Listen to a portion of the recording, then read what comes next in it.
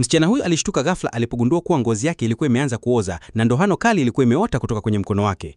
Bila kupoteza muda, alichukua mkasi na kuikata, kisha akabadilisha nguo haraka na kukimbilia hospitalini.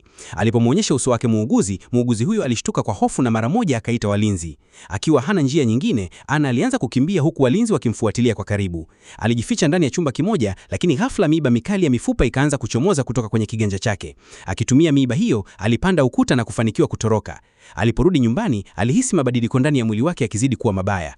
Wakati huo, alipigiwa simu na mwanaume wa ajabu aliyedai kuwa angeweza kumponya. Anna alikubali kukutana naye, lakini alipofika tu alishambuliwa kutoka nyuma na kuburuzwa. Alipozinduka, alijikuta amefungwa kwenye kiti, lakini ndoano iliyokuwa mkononi mwake ilikuwa imeota tena, hivyo aliitumia kukata kamba zilizomfunga.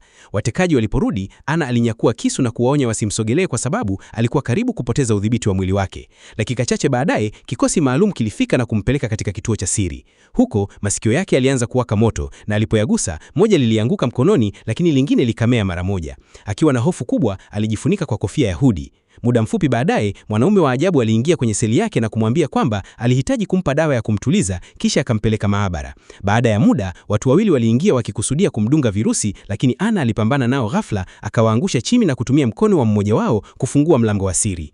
Akakimbilia chini ya jengo huku walinzi wakimfuata kwa kasi. Mwishowe alifika sehemu ya ndani kabisa ya basement ambako alikutana na mtu muhimu sana, mtaalamu aliyekuwa amechunguza dawa hiyo ya kutuliza. Ilibainika kuwa mtaalamu huyo alikuwa amekataa kutoa formula ya dawa hiyo na kwa sababu hiyo alikuwa amegeuka kuwa adui wa kiongozi wa mradi huo. Wawili hao wakaungana na kuingia tena maabara ambapo Anna aligundua ukweli wa kutisha. Dawa ile ya kutuliza ilikuwa na chembe za vinasaba vya kerengende ndizo zilizokuwa zikisababisha mabadiliko ya kutisha mwilini mwake. Mtaalamu huyo alijua kwamba ikiwa dawa hiyo ingeangukia mikononi mwa kiongozi huyo, madhara yake yangekuwa makubwa sana.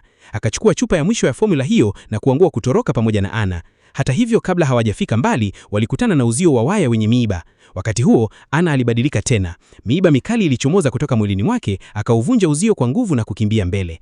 Waliendelea kukimbia kwa nguvu zote hadi walipofika kwenye daraja, lakini walipogeuka nyuma, waligundua kwamba maadui wao walikuwa tayari wamewafikia.